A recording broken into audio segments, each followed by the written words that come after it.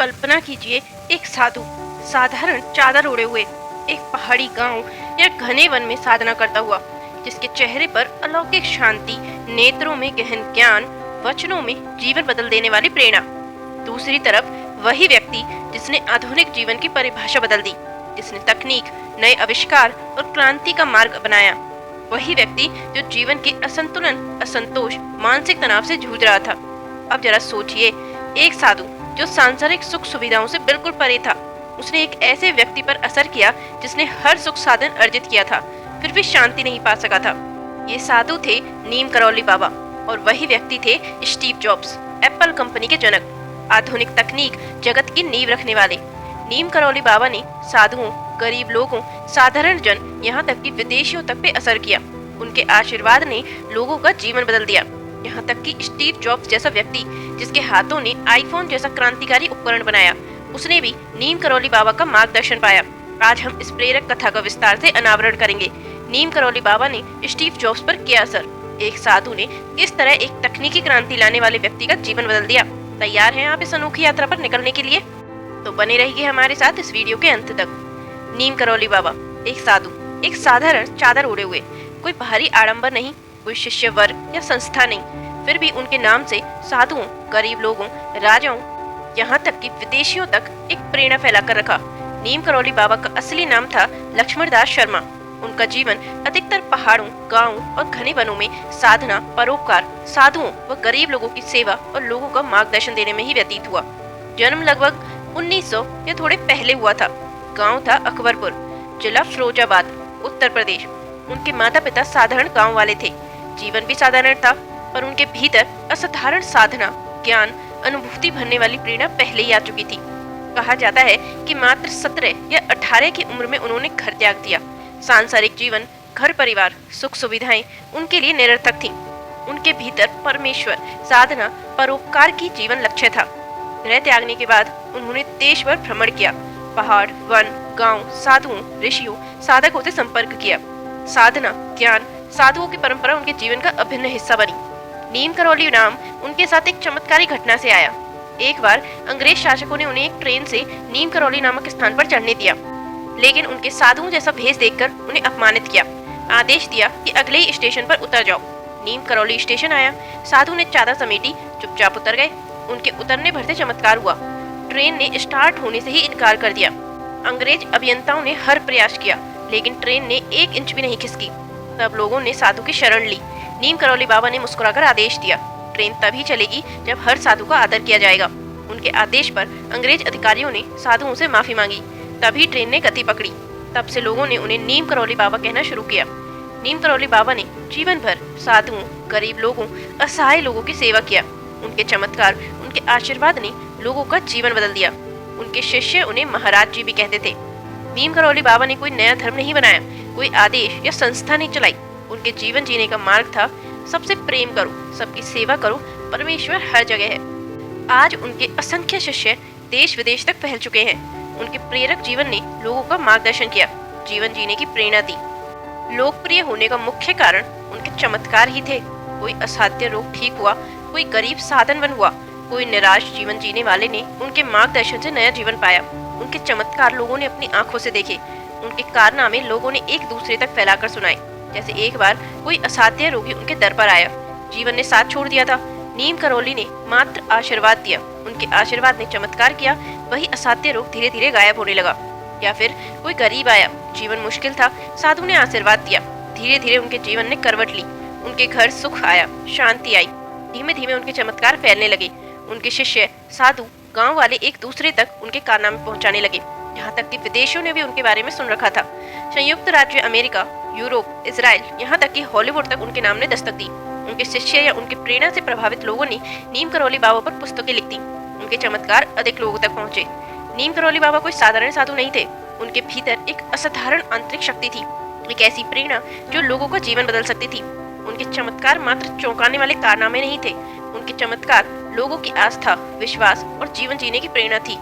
आज उनके असंख्य शिष्य, साधक, साधु उनके आदेश पर जीवन जी रहे हैं। उनके प्रेरक जीवन ने लोगों के भीतर साधना, विश्वास, परोपकार, साधुओं का आदर, परमेश्वर पर आस्था जगाई। नीम करौली बाबा ने लोगों तक यह संदेश दिया, सब एक है, कोई ऊंच नीच नहीं, परमेश्वर हर जगह है, हर जीव उसी का ही रूप है, इसलिए जीवन जीने का मार्ग साधना, परोपकार और प्रेम ही है। स्टीव जॉब्स, एक नाम जिसने आधुनिक तकनीक, क्रांति, नवाचार, डिजाइन, जीवन जीने की शैली, हर चीज पर अभूतपूर्व प्रभाव किया। स्टीव जॉब्स का असली नाम था स्टीवन पॉल जॉब्स। उनका जन्म 24 फरवरी 1955 को अमेरिका के सैन फ्रांसिस्को, कैलिफोर्निया राज्य में हुआ था।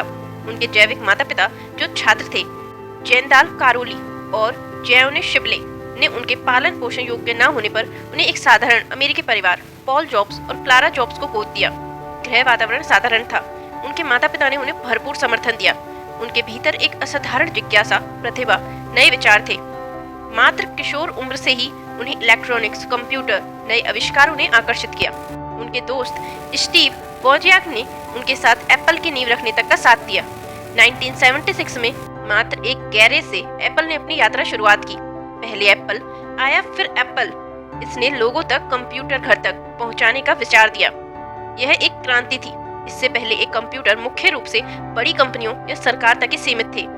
हर यात्रा आसान नहीं रही। एक बार उन्हें अपनी ही कंपनी से बाहर किया गया। असंतुलन आया जीवन में, मानसिक तनाव आया, लेकिन उनके भीतर आग थी, जुनून था। एक बार गिरने पर वही अधिक ऊंचाई तक पहुंचे। बाद में उनके नेतृत्व में एप्पल ने iMac, iPod, iTunes, iPhone, iPad जैसे क्रांतिकारी उत्पाद दिए। उनके तहत एप्पल ने साधारण जीवन जीने वालों तक असाधारण तकनीक पहुंचाई। स्टीव जॉब्स का जीवन मात्र कंप्यूटर या तकनीक तक ही सीमित नहीं था। उनके भीतर एक साधक था, एक साधु था, एक व्यक्ति था जो जीवन, साधना, आंतरिक शांति, ज्ञान, प्रेरणा की खोज करता था। भारत ने उनके जीवन पर गहरा प्रभाव किया। नीम करौली बाबा, साधुओं, साधना ने उनके जीवन जीने, सोचने, बनाने, प्रेरित होने का ढंग बदल दिया। जॉब्स ने एक बार कहा था, टेक्नोलॉजी एक साधन है, इसका असली लक्ष्य है जीवन जीने की गुणवत्ता सुधारना, लोगों तक प्रेरणा पहुंचाना, उनके जीवन अधिक सुखद, अधिक अर्थपूर्ण बनाने में सहायक होना चाहिए। यह 80 के दशक की बात है। स्टीव जॉब्स जीवन के नए मोड़ पर थे। उनके भीतर एक असंतोष था। बाहरी सफलता मिलने लगी थी, नाम, पैसा, लोकप्रियता, लेकिन भीतर एक अशांति थी, एक शून्य था, एक असंतुलन था। कॉलेज छोड़ने के बाद उनके जीवन में एक अनोखा मार्ग लिया। उन्होंने तय किया, अब मैं जीवन का असली अर्थ ढूंढूंगा। कोई साधु, कोई मार्गदर्शक, कोई प्रेरणा चाहिए। तब उनके दोस्त ने उन्हें नीम करौली बाबा के बारे में बताया। एक साधु, साधुओं की साधु, चमत्कारिक, लोगों का जीवन बदल देने वाले। जॉब्स ने तय किया, मैं इंडिया जाऊंगा, नीम करौली बाबा से मिलने, उनके आशीर्वाद से जीवन का असली मार्ग ढूंढूंगा। वो अमेरिका छोड़ साधारण वेशभूषा पहने एक साधु जैसा जीवन जीने लगे।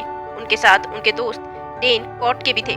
दिल्ली पहुंचे, फिर पहाड़ों की तरफ निकले। उनके साथ मात्र एक छोटा थैला था, साधारण जीवन जीने, साधुओं जैसा रहने, साधना, शांति, मार्गदर्शन पाने। नीम करौली बाबा तक पहुंचने की यात्रा आसान नहीं थी।